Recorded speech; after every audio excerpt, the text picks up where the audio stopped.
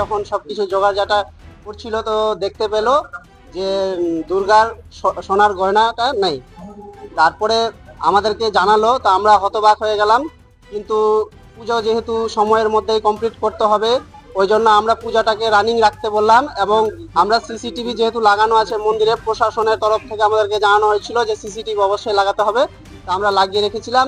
এবং সেটা CCTV searching করতে গিয়ে দেখলাম যে সিভিক পুলিশ এবং স্থানীয় একজন, নাম অধীর মণ্ডল, দেখলাম যে ওখানে তারা গেটের ভিতরে ঢুকে সমস্তটাই দেখা গেল আর কি ভিডিওটা।